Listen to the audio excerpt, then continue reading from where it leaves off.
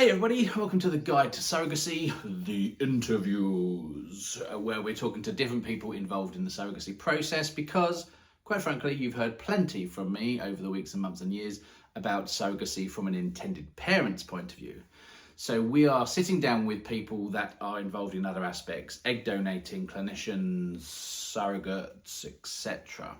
Today, we are speaking to Sarah. She is a nurse at the Herts and Essex Clinic, which is where Michael and myself went to in order to get embryos and to get Alex pregnant. So this is very much going to be a unique perspective because, quite frankly, when we started having to deal with a clinic, we did not have a clue what to expect. So everybody, you're welcome, please. Sarah from the Herts and Essex Clinic. So my name is Sarah Templeman. I work at the Herts and Essex Fertility Centre. I'm primarily a nurse.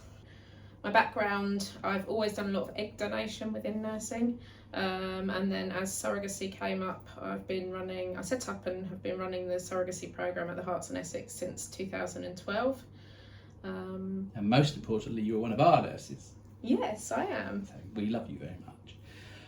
So can you give me some idea of what is the clinic's involvement when it comes to the surrogacy journey? Because from our perspective, you were a big, mysterious, strange building, and it was quite scary and intimidating about what we would have to come to you for and what would be involved. Okay, so people will come to us at different stages in their surrogacy journey. For some people, we might be their first point of contact, so we might get a phone call and somebody really doesn't know where to start and everything, so we're then advising them that they need to freeze their sperm, create their embryos, things like that. For some people, they come through somewhere like Surrogacy UK, they've had that network, that support, they know where they're going, so we really just provide that function and that treatment. But essentially, initially, you'll be expected to produce a sperm sample, have some blood tests, have a consultation with the doctor, and is this the intended parents or the surrogate, or that's the intended parents? Usually in most journeys we see the intended parents first and embryos are created first, so that process happens. Sometimes teams come to us with their surrogate already in place and they've even got embryos, so some people transfer their embryos that are already created, so the whole team comes together. Pretty much, there's many scenarios.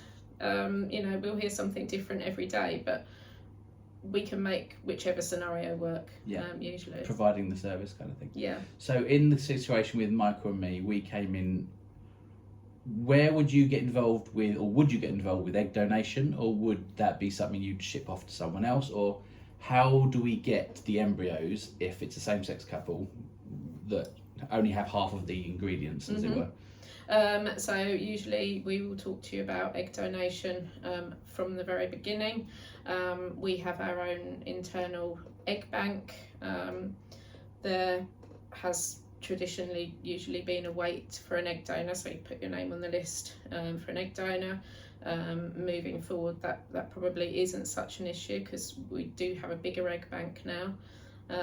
So yeah, we are importing eggs and working with external egg banks to get more eggs. And do IPs get much choice, or traditionally no, only in that we would talk to you initially about your own characteristics and therefore characteristics that you might want in your donor. We talk about hair colour, eye colour, height, weight, things like that. We also talk about personality, education, what they do for a job. So there's a lot of factors considered. Yeah, so we would usually take that information down, and currently then when a donor that we think might be a good match for you comes along, we would say, well, we think we've got this donor that might suit what you wanted. Yeah. So the surrogate aspect, people will come to organisations like SUK. You wouldn't get so much involved with finding a surrogate, or would you? No. So as a clinic, we're actually not allowed to. Okay. So if somebody phoned me up and said I want to be a surrogate, I actually can't do anything other than point her in the right direction. Okay.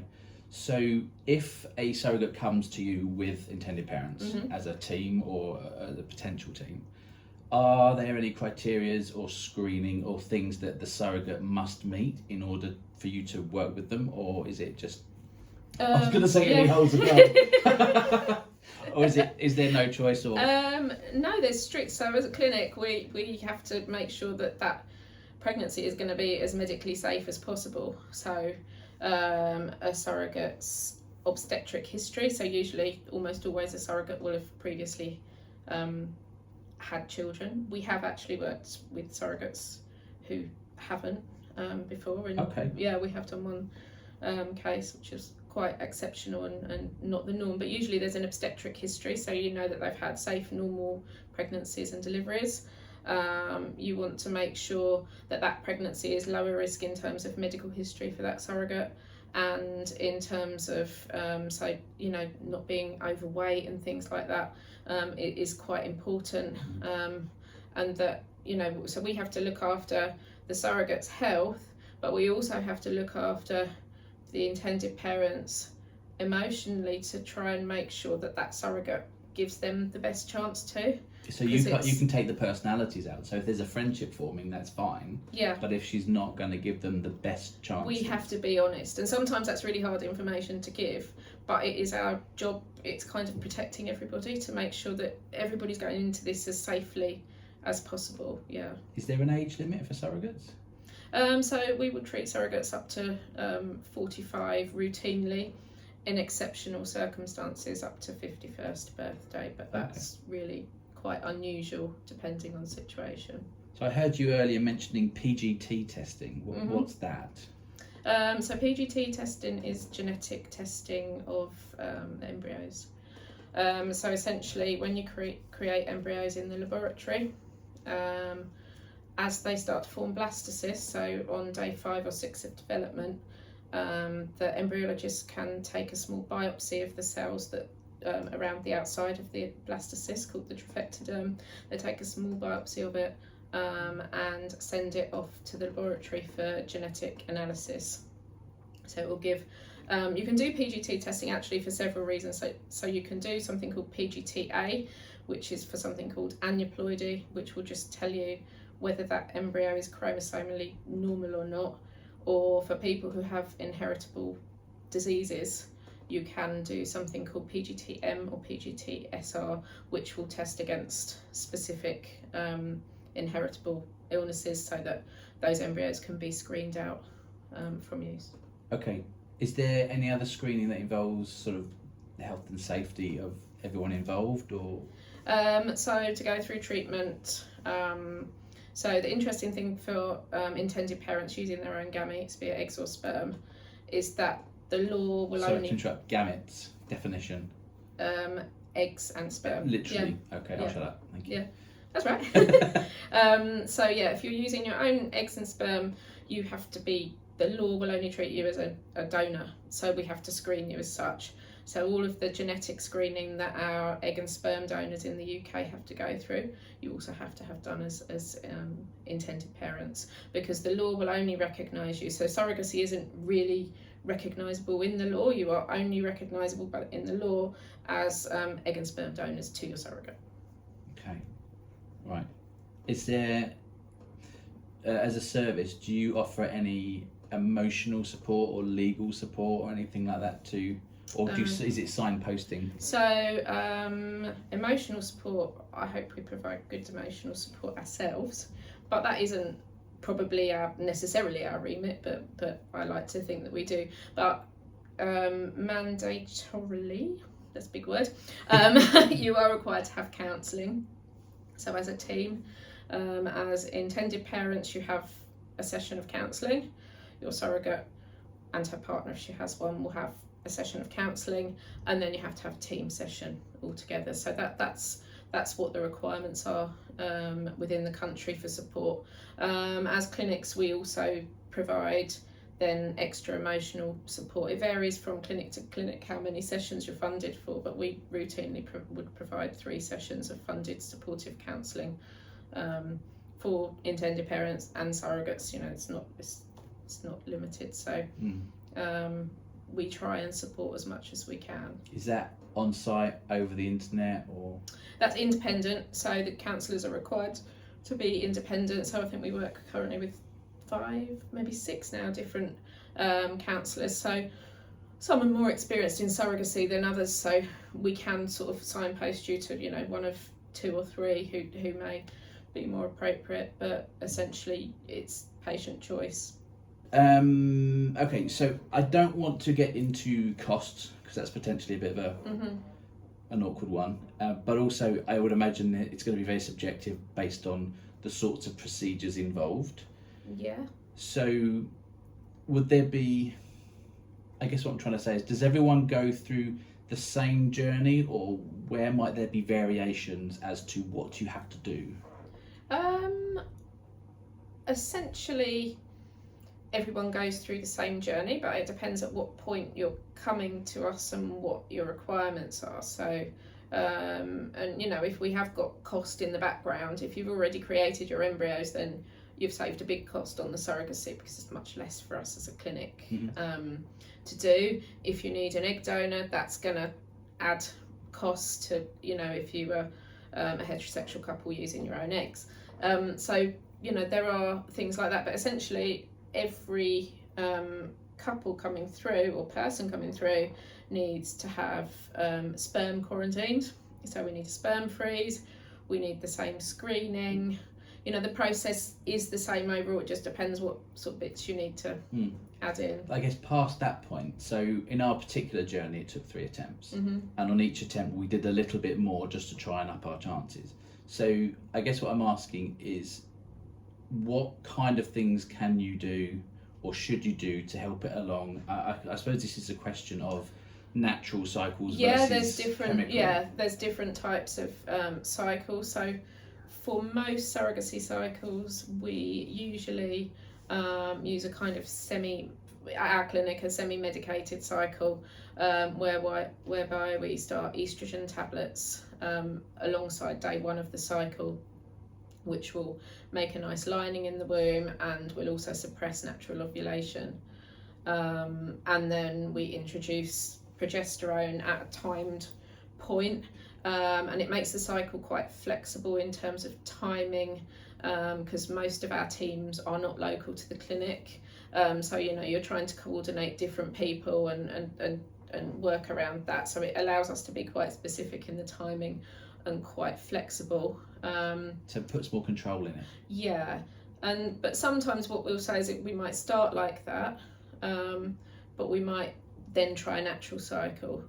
So essentially, for almost all of our surrogacy cycles, we are transferring frozen embryos. So in all, you know, across all of our groups of patients in the clinic for frozen embryo cycles, we are using natural cycle, something called a modified natural cycle, increasingly. So we are sort of starting to change it up and try and do that. So if the first way doesn't work, then we will usually try something. Are there any benefits or drawbacks from going chemical rather than natural, or the other way around? So the timing factor and the flexibility is a benefit of the chemical. But in terms of the health of the baby or anything? The pregnancy is lower risk with a natural. Right. So because there's a new thing, so traditionally in a natural cycle, we had to sometimes, you know, use ovulation sticks and things. You know, it's hard to get this person in on exactly the right day when they're going to be ready to ovulate. And the timing, so in terms of a pregnancy and an embryo implanting, your window of implantation is one of the most important things, which is when your progesterone starts to input. But it's in an entirely natural cycle, it's very difficult for us as a clinic to pinpoint when that window opened, and then you've got a 5-day-old embryo, so basically you should transfer that embryo 5 days after that window opened. It's a bit more difficult, but with a modified natural cycle, we are opening that window artificially. So the woman's coming in on her own natural cycle, we're seeing a follicle. As long as she's got a nice lining, we're triggering that follicle and starting progesterone at a specific time, so we still have a little bit of control over that.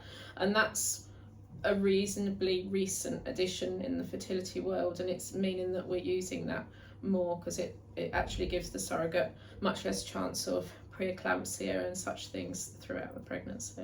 Best of both worlds. Yeah. Right. So you just talked about chemical versus natural. What are the success rates at the clinic in terms of, I think I heard right at the start 1 in 3 would work, or something. Is that about right? That is about right. So actually your proof of Classic. those statistics, really. Overall. I can't tell you a difference between medicated and natural, because really we haven't done enough natural cycles to have enough numbers to give you kind of a viable thing. But across other sort of groups of patients who are using frozen embryos, it is very comparable in terms of success. 1 in 3 is about right. If a couple were coming in with a surrogate, how much they might have fears as to how much involvement they can have, or will the surrogate be doing everything? Similarly, a surrogate might not know how much involvement she'll have in the conversation. So in a typical situation with 2 IPs and a surrogate, how do you deal with that relationship with the 3 people, and who's involved, and where do the conversations go to, I suppose? I think each team is different. I think there's usually a natural leader in each team, be it one of the intended parents or the surrogate. So I do have teams where the surrogate is I've done this before, and she's like leading those naive intended parents and, you know, making them feel safe and booking everything. Most commonly it's one or other of the intended parents who takes the lead and does all the communication. Yeah, that's exactly it. We're guided by you. We will work in whatever way suits. We'll deal with those people, but I think it's important that we do make sure everyone's emotionally safe and happy. And, you know, if you ask me if I've had teams that I'm worried about, absolutely, because sometimes there's teams where I don't like it, where you can see either the intended parents or the surrogate, one has power over the other, and you do see that. And I have... What would you be able to do in that situation? I have been brave enough to say to a particularly difficult surrogate that I wouldn't work with her anymore. And then I had to phone the intended parents and tell them, and you know what? They said, "Oh my God, Sarah, thank God." Wow. But nobody knew how to get out of it. So I feel that that's really important, that we can do that and, you know, feel that. I think that might be a service that some people would find very helpful, actually. Yeah. Because when you're in that situation, if it's something that you've wanted so much, but it isn't going right, how do you get out of it? And plus, you will be forever thinking, should I get out of it? So having that responsibility taken away. So many vulnerable people in it, so we can sit back and see how it works. And there's some where, so I'll usually start off by just hinting and asking questions and saying, do you think that's normal? Are you happy with that? And sometimes people take the bait and explore it with me, and sometimes I think it'd be fair to say that in your role you have to be quite empathic. So you're not just creating a new life, but you're kind of nurturing the people that you're with, just to kind of get them through the process too. Yeah. Love that. In your time, I don't know how long you've been working there, but in your time, have the processes changed much over the years? Is it similar to how it all started, or in your time? Specifically for surrogacy or with IVF? Yeah, I mean, it's probably more for surrogacy. Yeah, for surrogacy, no, only that we've got better at it. So nothing's changed in the law or the requirements or what we need to do or what we don't need to do. The biggest change, though, has been in the way that we do it. So we used to do a lot more fresh cycles. What do you mean by that? So we would transfer a fresh embryo, so that involved lots of timing. So you'd have to coordinate the surrogate cycle with the egg donor's cycle, so that we have transfer at the right time. But because So when I first started, when you had frozen embryos, 50% of them, the method that we froze them by, meant that 50% of them wouldn't survive the freezing and thawing process. So frozen embryos were really only for leftovers. If you have some and we put them in, you wouldn't choose to freeze them for treatment. But now the freezing and thawing process is so amazing, you know, you'll get, I think 97-98% of embryos survive that process and come out, so you have something to transfer. So therefore surrogacy becomes much easier, a much easier process when intended parents already have embryos, and the surrogate can sort of plan in her head when everything might happen, because that bit's there. If you've got intended parents who you match with and they're waiting for an egg donor that might come in 6 months, but you don't really know when, and then you've suddenly got to coordinate your cycle with some unknown, you know, that's sort of a lot more difficult. So it's become much easier, it's become much more methodical, I think. Yeah, more processing. Yeah. Do you come into contact with many anti-surrogacy points of view? Do you hear people that are against what you do in any way as a clinic as a whole? I don't. I don't know, it's just so normal for us that I get shocked when I read these articles and see, and I'm probably feel a bit ignorant sometimes in what you all have to go through, because in my world it's just a normal thing. And you know, why wouldn't two men get together and expect to have children? That's completely normal to me. But I'm screened from it because I'm surrounded by like-minded people, I think. I think the only time we had a British Fertility Society conference, big conference, and we did have, so there were some surrogacy talks and events, I think I might have spoken, and we had protesters outside. That was more against the idea of IVF generally, and it was specifically to surrogacy. Interesting. I think the fact that you don't hear negativity makes me think that actually the stories that you get in the press are unusual ones. They're not really part of what most people have to deal with. And I mean, we're not shy on putting the fact that we do lots of surrogacy and make lots of surrogacy babies on social media. We're not hiding it. It's not. So I would have thought that if they wanted to target it, it's right there. Yeah.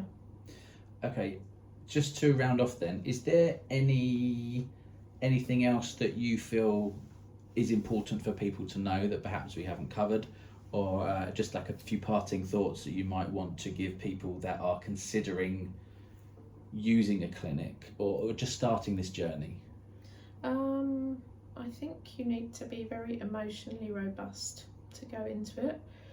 I think especially when you come into it and you don't perceive that you have fertility issues, so you haven't had a long journey. So I'm talking particularly like for our same-sex couples like yourselves, you don't perceive yourself as having any fertility issues, so you come into it quite rightly very excited. It is very exciting, but the bumps in the road are sometimes more bumpy when they happen, because you're up here, you haven't got that guard in place, and sometimes it hits quite hard. So it's just being prepared for that, I think, and knowing that actually would be quite normal, because go back to that 1 in 3, it's completely normal for it. So it doesn't work more than it does. Yeah. I mean, surrogacy probably is slightly more than 1 in 3, because you've got good eggs, good eggs, good sperm, good little house. Would you always start with the better ones? Embryos? Yeah. Yes, what you look down the microscope and perceive as the best, but I don't know how many times in my career that one little embryo that's the last one, and you get your patients come in and say, I don't even know why I'm bothering doing this, there's one myth and it's not even nearly as good as the others, and that's your baby. So it surprises us all the time, which is why over all of the years fertility, it hasn't really got more. We do all of these magic things like PGT that we discuss and everything, it stays about the same. It's nature is nature. I've got 2 more questions now based on what you've just said. So firstly, we haven't talked about it. What is your experience in the clinic? how is it different between a same-sex couple and a heterosexual couple? I would imagine the emotions going into it are wildly different. Yeah, I think you come at it from two really different angles, mostly, because there are some heterosexual couples, like our ladies with something called MRKH, where they're born without a uterus, and they're more similar to our same-sex couples. But our heterosexual couples who come to surrogacy sometimes as an absolute last, this is it, this is last ditch, and they have had years of failure, and they have a lot of emotional baggage. They're quite often emotionally scarred. They've quite often been poorly treated by other clinics. They haven't always been treated well within that journey, and so they come to you and they don't have that hope and that excitement, and quite often you're trying to give them that hope and excitement, whereas you guys come to us and this is super exciting and super, but you're quite same-sex couples tend to be more, it's a process driven, and we're supplying that service. It's the difference between we should but we aren't able to, and we never thought we could but you can help us. Yeah, I guess so. So from a nurse's point of view, you would need, those two groups of patients have quite different needs. In terms of grading, how does grading of embryos work? And there's numbers and letters involved, isn't there? There are. So almost all embryos that we would freeze and use in surrogacy now are something called blastocyst embryos. They are embryos that have developed for either 5 or 6 days. And there is a number and 2 letters for each embryo. The number is how developed it is. So it's at what point, so an embryo starts to form a blastocyst when it starts to make a cavity in the middle of that embryo, when it starts to develop. And when that first starts to happen, it's number 1. And when it's starting to almost hatch, when it's starting to hatch out of the shell, it's a number 5 or a number 6. So it's just about how far down the process it is. And the higher the number, the better? Or the worse? Or the same? The higher the number, the more accurate the next bit might be, because it's done a bit more. So yes, you would say the higher the better, but it doesn't mean that the one that's still at number 1 isn't going to get exactly where that one is. It's just that time shot that you're looking at it in. And then the 2 grades, and I can't promise that I know which way round each letter is, but you'll get A to D, and you'll get a grade for what I referred to earlier, which is the trophectoderm, which are the cells around the outside, and they're what form the placenta, and that's what we biopsy for PGT. And then there's another group of cells in the embryo, the inner cell mass, that is what's going to be the fetus, and you'll get each one of the letters. So you'll get something like, if you had a 5AA blastocyst, that's your absolute tip top. 6 is when it's starting to hatch, but you don't see those very often, only when really what we freeze at 5 is the highest, most developed that we would freeze. Okay. And we usually only freeze down to quality wise, BC is probably the lowest and worse grade than that we count. Would usually advise to discard, because why keep it? It's keeping someone's hopes for something that we know is right. And because there wouldn't be a chance of them working at that level. It's very unlikely. So thank you very much for your time. Really appreciate it. It's been lovely. Hearts and Essex for the win. Thanks so much, Sarah, for taking the time to talk to us. That I hope has been really helpful to people at home. Leave your questions below. If she doesn't answer directly, I'm sure I can find an answer for you. Like, follow and subscribe and all that gubbins. I will see you next time on The Guide to Surrogacy, the interviews, and ta-ra. See you later.